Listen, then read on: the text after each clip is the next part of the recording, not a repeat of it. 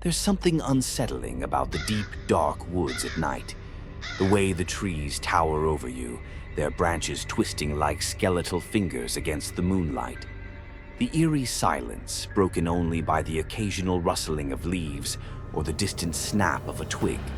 In the middle of nowhere, surrounded by nothing but wilderness, your senses heighten. Every shadow feels like it's moving. Every distant sound feels like it's creeping closer.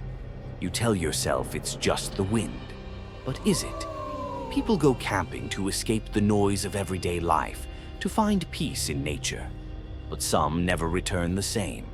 Some come back with terrifying stories that haunt them for years. Stories of mysterious figures lurking in the trees, of voices calling their names when no one is there, of tents unzipping in the middle of the night with no explanation.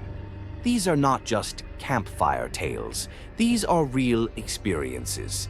And tonight, we're exploring 3 disturbing true camping horror stories that will make you think twice before ever stepping into the woods again. It was supposed to be a fun weekend. My 2 best friends, Jake and Ryan, and I had planned a 3-day camping trip deep in the mountains, far away from the noise of the city. We wanted to escape into nature, to fish, to hike, to just disconnect from everything for a while. The air was crisp, the lake was calm, and the towering trees surrounded us like guardians of the wilderness. It was the perfect getaway, or so we thought. The first day went exactly as planned.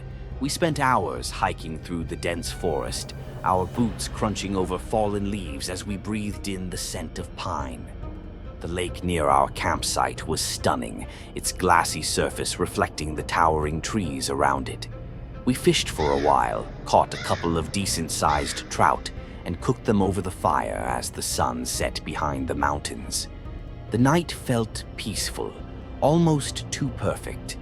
As darkness settled in, we gathered around the fire, telling stories and roasting marshmallows. The only sounds were the crackling flames and the distant chirping of crickets.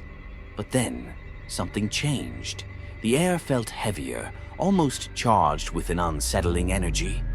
That's when we heard it, a rustling in the trees behind us. Not the usual sound of a squirrel or a deer moving through the brush. This was different. It was slow, deliberate, almost like footsteps.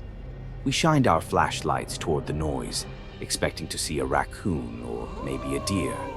But there was nothing, just the thick trees swaying gently in the night breeze. Probably just an animal, Jake muttered, forcing a laugh. But I could tell by his voice that he wasn't convinced. None of us were. Still, we brushed it off and eventually retreated to our tents for the night. I don't know what time it was when I woke up, but something felt off.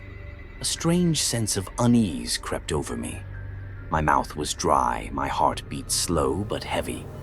I needed to use the bathroom, so I reluctantly unzipped my tent and stepped out into the cold night air. That's when I saw him. At the edge of our campsite, just beyond the fire's dying glow, a man stood completely still. He was tall and motionless, partially hidden between the trees. No flashlight, no camping gear, no expression, just standing there, staring at our tents. My breath caught in my throat. Every instinct in my body screamed at me to run, but I couldn't move. I couldn't even breathe. For what felt like an eternity, I just stood there, frozen in place, my skin crawling with fear. Then, ever so slowly, I started backing away, careful not to make a sound. I turned toward my tent and reached out, shaking Ryan awake with trembling hands. He groggily opened his eyes, but as soon as he saw my face, he knew something was wrong. "What is it?" he whispered. I didn't answer, I just motioned for him to follow me. Slowly, we peeked outside, but the man was gone. We stayed awake the rest of the night, sitting in silence inside our tents, gripping the small hunting knife we'd brought along. Every sound outside sent chills down my spine. I swore I could hear footsteps circling our campsite, but I was too terrified to check. When morning finally came, the golden sunlight should have brought relief. But instead it revealed something even more disturbing. As we stepped out of our tents, we saw them, footprints in the dirt. They weren't ours. They circled our campsite, weaving in and out between our tents. Whoever had been watching us had walked right up to where we slept. Jake, usually the skeptical one, was pale. "We need to leave. Now." We didn't argue. We packed up our things as fast as we could, our eyes scanning the tree line the entire time. As we left the site, I couldn't shake the feeling that we were being watched. Even now, years later, I still think about that night. Who was that man? Why was he standing there, just watching us? And most importantly, what was he waiting for? I've never been the type to believe in ghosts. I've always told myself that there's a logical explanation for everything, that the mind plays tricks, that fear makes people imagine things that aren't real. But after what happened to me and my cousin Tyler a few years ago, I don't know what to believe anymore. It was supposed to be a simple camping trip, just the two of us out in the wilderness, away from civilization for a few days. We had done it before, but this time we wanted to push further into the mountains, away from the usual trails, away from the weekend hikers. We wanted complete solitude. We packed our bags, loaded up on food and supplies, and hiked for miles. After nearly 6 hours of trekking through dense forest, we finally found the perfect spot. A small clearing by a slow-moving stream, surrounded by thick trees that blocked out most of the sunlight. It was peaceful, almost untouched by the outside world. We set up camp, pitched our tents, and built a small fire as the sun began to set. The first night was uneventful. Just two cousins sitting by the fire talking about life, work, and childhood memories. The air was crisp, the fire crackled softly, and aside from the occasional rustling of leaves, the night was silent. But things changed on the second day. The next morning after breakfast, we decided to explore the woods. We didn't have a map, but we figured we'd just walk in a straight direction for a while, and then turn back before it got too late.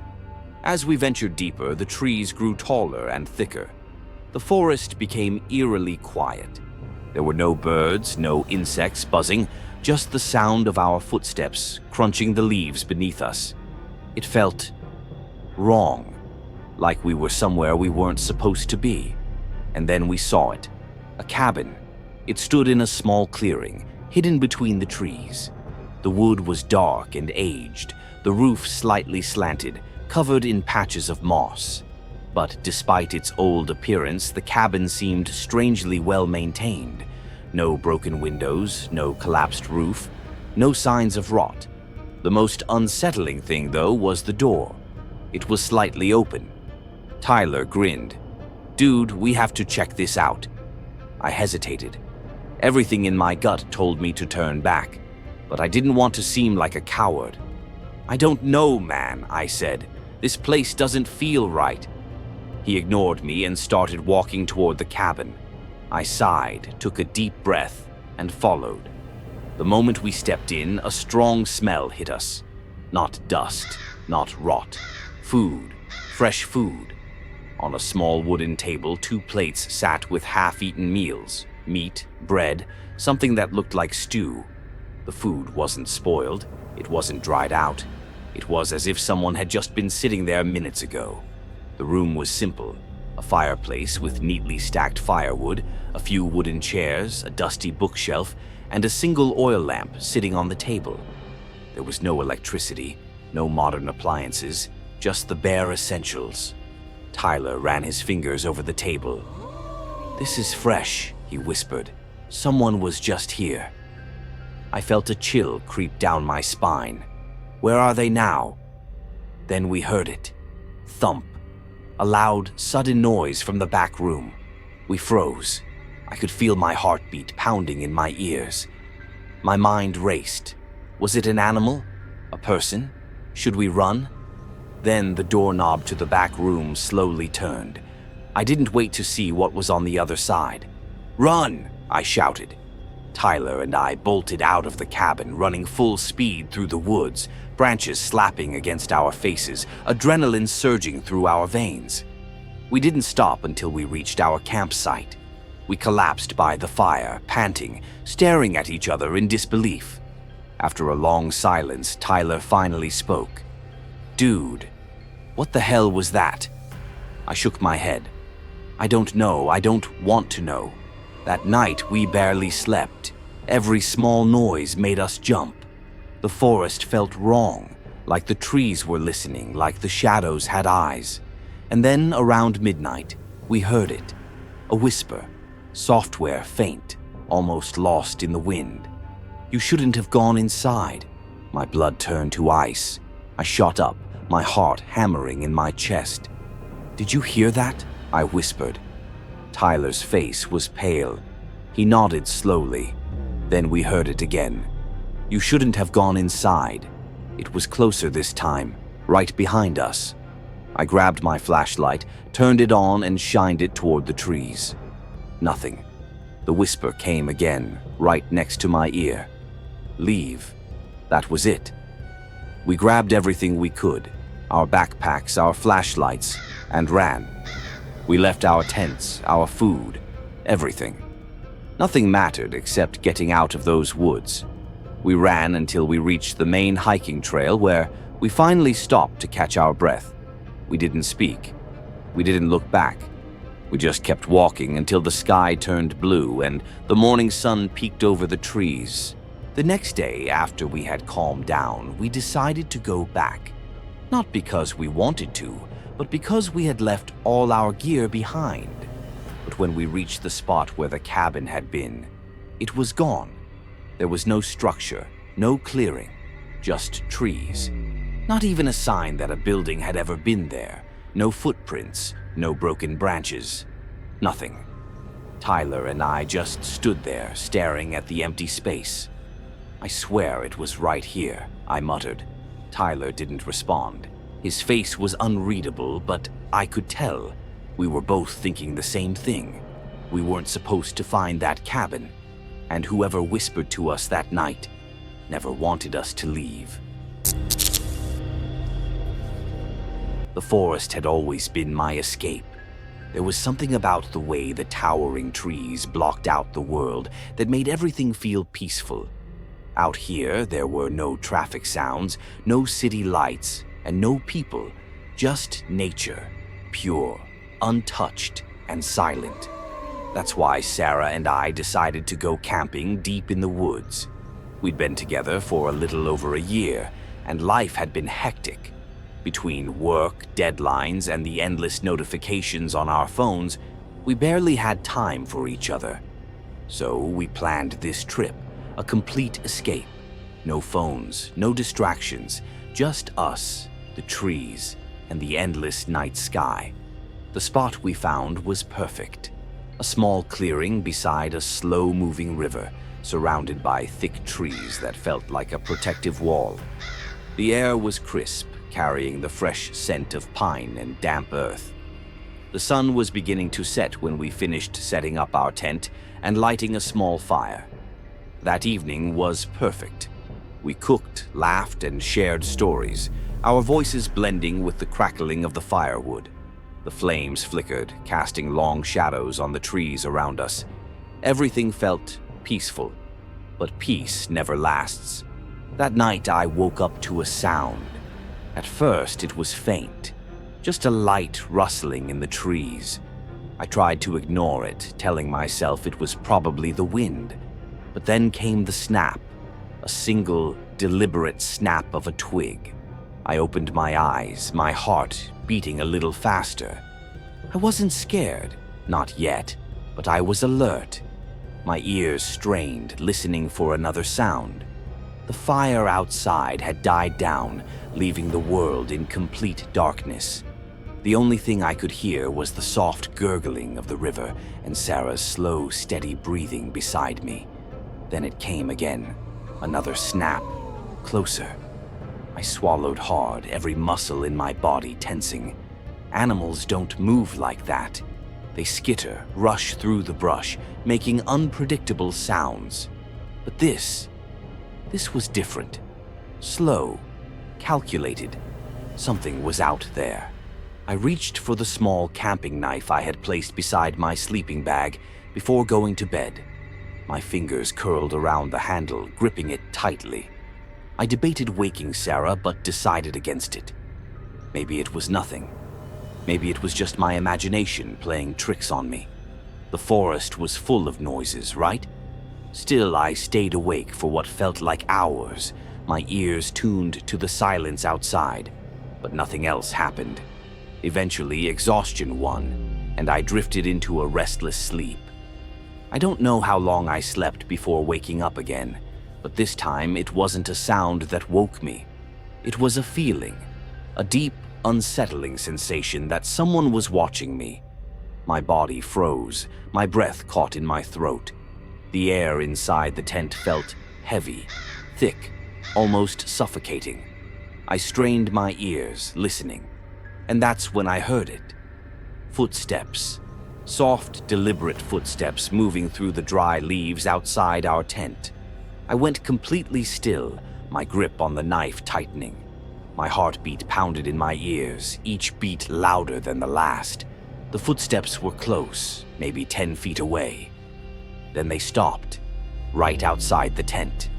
The only sound was the faint rustling of nylon as Sarah shifted in her sleep. I could hear her breathing, slow and peaceful, completely unaware of the thing standing just outside our tent. I didn't move. I didn't breathe. Then the zipper moved. Not fast, slow, controlled. Zzz.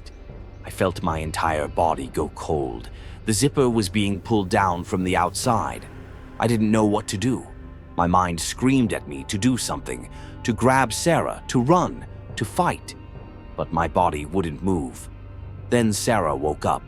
Her eyes fluttered open, and in the dim moonlight filtering through the tent, I saw the moment her face twisted in terror. Then she screamed.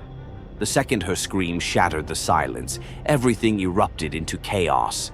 Heavy footsteps bolted away into the trees, crashing through the underbrush. I scrambled up, my breath ragged, heart slamming against my ribs. Sarah was shaking. "What the hell was that?" she whispered, her voice barely more than a whimper. I couldn't answer. My mind was still reeling. When the zipper moved, I had braced myself to see someone. But there was nothing there, just the dark, empty night. I grabbed a flashlight and shined it outside the tent, my hands trembling. The beam cut through the trees, but there was nothing. No movement, no figure, no signs of what had just been there.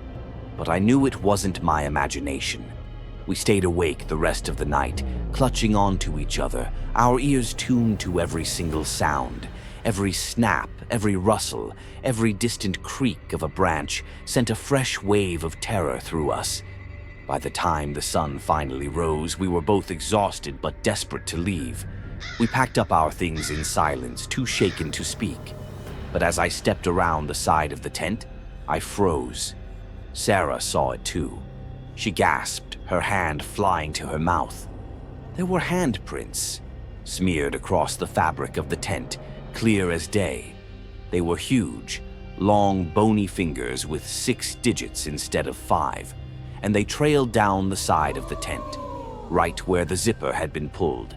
I felt sick. We needed to get out. The drive home was silent. Neither of us could shake the feeling that something was still watching us, even as we left the forest far behind. But the worst part came later. A few days after we got back, I was scrolling through a camping forum when I found a post. Someone else had camped in the same area as us. They described the exact same experience. The footsteps, the zipper, the thing standing outside the tent. But their story ended differently. They never woke up in time. The only reason they knew something had happened was because one of them woke up outside the tent, laid on the grass, unharmed, just moved, like something had reached in, unzipped the tent, and pulled them out.